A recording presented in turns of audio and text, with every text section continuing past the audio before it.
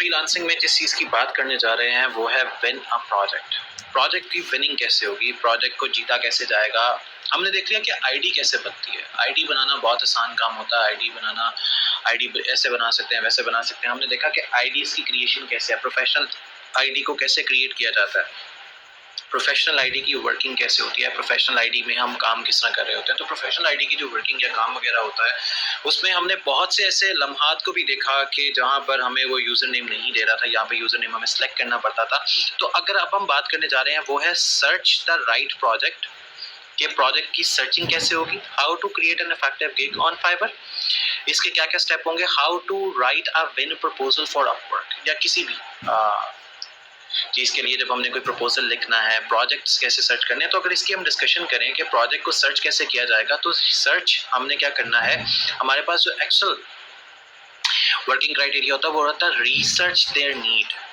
उनकी नीड को रिसर्च करो जिनको आप फैसिलिटेट या फैसिलिटीज़ जिनको प्रोवाइड करना चाह रहे हो, जिनको आप फैसिलिटीज़ देना चाह रहे हो, उनकी नीड को सर्च करो कि उनकी नीड क्या है, उनकी नीड क्या है, उनकी वर्किंग नीड क्या है, उनकी वर्किंग नीड में कौन कौन से ऐसी चीज़ें हैं जो उनको ज़रूरत है, या कौन कौन सी ऐसी चीज़ें जिनसे वो काम लेना चाहते हैं, जिनसे वो काम कर सकते हैं, जिनकी वजह से वो काम कर सकते हैं। इट मीन्स कि विनिंग अ प्रोजेक्ट में सर्च द राइट प्रोजेक्ट भी एक सबसे बड़ी एक बात है। लेकिन सर्च अ राइट प्रोजेक्ट कब सर्च किया जाता है, जब आप उनकी नीड को समझते हो।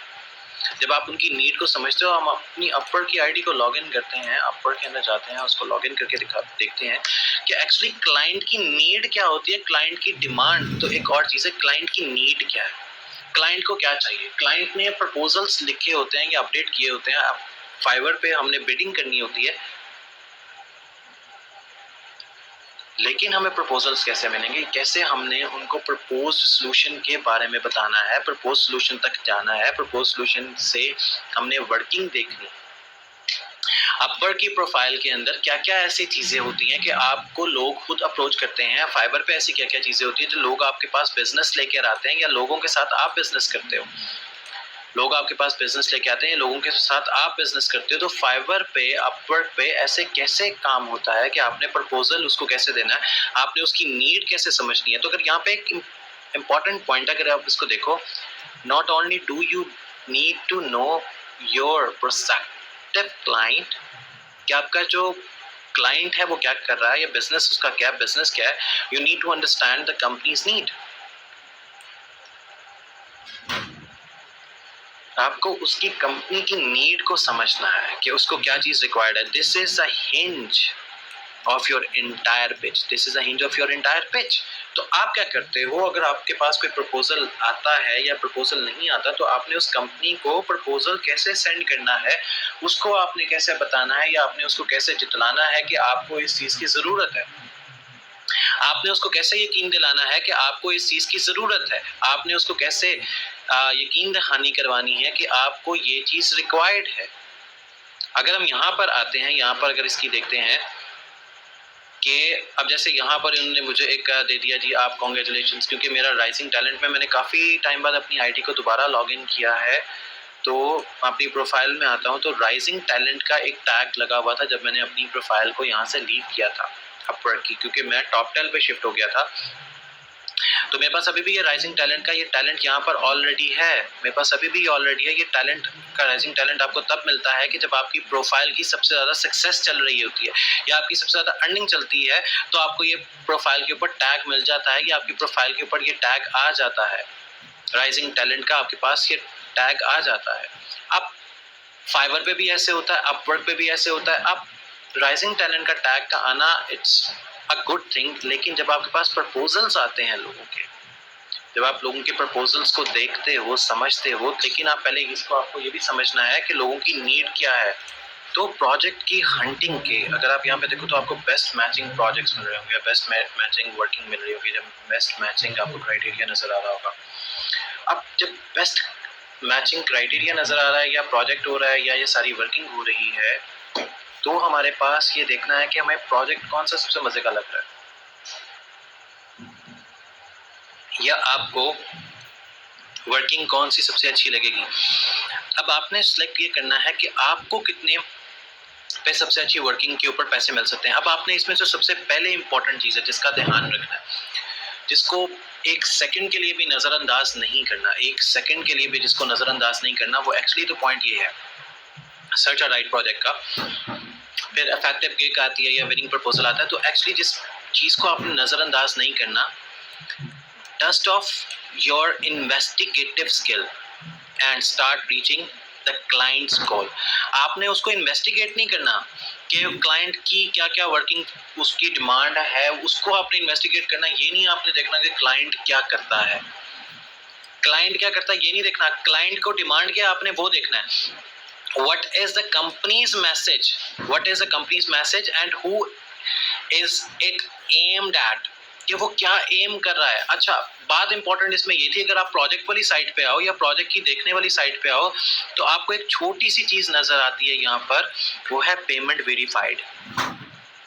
पेमेंट वेरीफाइड, अच्छा कई लोगों के यहाँ पे पेमेंट वेरीफाइड नहीं लगा हुआ आएगा, क्योंकि मेरी प्रोफाइल ऐसी बनी है कि मुझे सिर्फ पेमेंट वेरीफाइड के ऊपर ही लोग नजर आएंगे। अब जैसे ये आ रहा है पेमेंट अनवेरीफाइड, इसने भी प्रोजेक्ट दिया हुआ, इट मींस कि ये क्लाइंट नहीं है, ये बिडर है। इसके पास प्रोजेक्ट किसी और का है, इसके पास प्रोजेक्ट किसी और का है और वो आपसे करवाना चाह रहा है। इसमें भी हो सकता है पेमेंट वेरीफाइड में भी ऐसे लोग हो सकते हैं जो प्रोजेक्ट किसी और का कर रहे हो और यहाँ पे उन्होंने बिड लगा दी हो, या यहाँ पर वो आपसे डिमांड कर रहे हो आपकी स्किल। अब आपको कैसे पता लगेगा कि इसमें से कौन सा ऑथेंटिक है, किसके थ्रू आपकी वर्किंग अच्छी हो सकती है, किसके थ्रू आपकी वर्किंग अच्छी नहीं हो सकती, किसके थ्रू आपकी वर्किंग अच्छी हो सकती है, किसके थ्रू आपकी वर्किंग अच्छी नहीं हो सकती। तो आपने क्या करना है, आपने सिंपल एक छोटी सी चीज रखनी है, वो है जो आपने अपने माइंड में रखनी है। I define myself as a craftsman, my approach to new project is classic, my approach to new project is classic. आपने अप्रोच क्या रखनी है, classic. I meet with the client, I listen to what they need, I make it like a showmaker, अब अल्फाज का मतलब क्या है, इन सारे अल्फाज का मतलब क्या है। Hi, I will provide you the immoderate later. In the meantime, you can create a software parsing solution that will extract data from the structured PDF files. अब किसके लिए डेटा एक्सट्रैक्शन है, पाइथन और पाइथन स्क्रैपिंग है। एक $1000 से ज्यादा ये स्पेंड कर चुका है, इट मींस कि ये बंदा काम का है। हम आते हैं और इसने बजट यहाँ पे दिया हुआ है, एस्टिमेटेड बजट है $500 का। इसी तरह ये ऊपर वाला प्रोजेक्ट है $100 का। आपने बिड को कैसे करना है, आपने प्रोजेक्ट को, इसको मैंने क्यों चेक किया या पिक किया, इसकी सबसे बड़ी मेजर रीजन ये है, सबसे बड़ी मेजर रीजन इसकी ये है कि ये प्रोजेक्ट छोटा है, ये प्रोजेक्ट छोटा सा है। इस प्रोजेक्ट पे मुझे अगर $500 छोटे प्रोजेक्ट पे मिल रहे हैं, या मुझे इस प्रोजेक्ट के ऊपर एक अच्छी अमाउंट मिल रही है, या इस प्रोजेक्ट को मैं अगर नहीं भी कंप्लीट कर सकता तो मुझे इतना ज़्यादा नुकसान नहीं होगा, तो ये $500 है, मेरा कोई बैड कमेंट नहीं आएगा। करना मैंने सिर्फ क्या है कि एक ऐसा सॉफ्टवेयर या सोल्यूशन बनाना है जो PDF फाइल को एक्सट्रैक्ट कर दे, बस एक ऐसा सॉफ्टवेयर या सोल्यूशन बनाना है जो PDF फाइल को एक्सट्रैक्ट कर दे, दैट्स ऑल। इसके अलावा कुछ नहीं करना। तो मैं इसके प्रपोजल में क्या लिखूंगा, इसके प्रपोजल में मुझे ये लिखना होगा जो मेरी वर्किंग सोल्यूशन में आ रहा है, जो मेरी वर्किंग सोल्यूशन में आ रहा है। मेरी वर्किंग सोल्यूशन में क्या आ रहा है, अगर मैं अपनी वर्किंग सोल्यूशन देखूं तो मेरी वर्किंग सोल्यूशन में ऑटोमेशन या एक्सपर्टीज में डेटा एक्सट्रैक्शन, पाइथन और डेटा स्क्रैपिंग। तो इट मींस कि मैं जो इसको प्रपोजल सेंड करूंगा वो डेटा साइंस से रिलेटेड होगा, डेटा साइंस से रिलेटेड होगा। इट मींस कि मुझे अपनी प्रोफाइल के अंदर से आके डेटा साइंस वाली वर्किंग निकालनी है। डेटा साइंस वाली वर्किंग कहाँ से आ रही है, यहाँ से। डेटा साइंस वाली वर्किंग या AI वाली वर्किंग निकालनी है, जैसे यहाँ से आ रही है, ये वाली है, यहाँ से मेरे पास AI की वर्किंग चल रही है, ये साइंटिफिक रिसर्च लैब कैलिफोर्निया। सो मुझे ये वाली वर्किंग के अकॉर्डिंग उनको एक प्रोफाइल बनाकर देनी है, एक प्रपोजल लिख के देना। तो let's start with the proposal कि यहाँ पर जनरल प्रोफाइल की बजाय मैं यहाँ से डेटा इंजीनियरिंग वाली प्रोफाइल को अपलोड करूंगा। डेटा इंजीनियरिंग वाली प्रोफाइल को इसके साथ अपडेट करके दूंगा उसको। माइलस्टोन है या बाय प्रोजेक्ट, मैं पूरा प्रोजेक्ट कंप्लीट करना चाहता हूँ जिसकी बिडिंग प्राइस ये है, मुझे मिलेंगे कितने, मुझे 400 मिलेंगे। माइलस्टोन पे जाऊंगा तो वो अपने माइलस्टोन ज्यादा से ज्यादा इंक्रीज करवाएगा। बिडिंग अमाउंट ये है, मैं इस बिडिंग अमाउंट को यही रहने देता हूँ। ड्यूरेशन मैं इसको लेस देन 1 मंथ पे खत्म करके देता हूँ। अब कवर लेटर में मैं अपनी वही इंफॉर्मेशन दूंगा जो मैंने यहाँ पर लिखी है, वही इंफॉर्मेशन दूंगा कवर लेटर में जो मैंने यहाँ पर लिखी है। अपना एक्सपीरियंस, अपना पास्ट वर्किंग मैंने यहाँ पे उसको कवर लेटर दे दिया। अब मेरे पास कोई प्रोजेक्ट फाइल्स हैं, अगर मेरे पास कोई प्रोजेक्ट फाइल्स हैं तो मैं यहाँ पर उस प्रोजेक्ट फाइल को अपडेट करवा सकता हूँ या अपडेट करके दे सकता हूँ या उसकी अपडेशन चेक कर सकता हूँ। और यहाँ पर मैं इसको सेंड कर दूंगा ताकि मुझे ये जो प्रपोजल है रिगार्डिंग डेटा साइंस का, मैं इसको बिड करने जा रहा हूँ। क्योंकि अगर मेरे पास सबसे छोटा प्रपोजल होगा वो सबसे ज़्यादा मेरे पास इफेक्टिव होगा।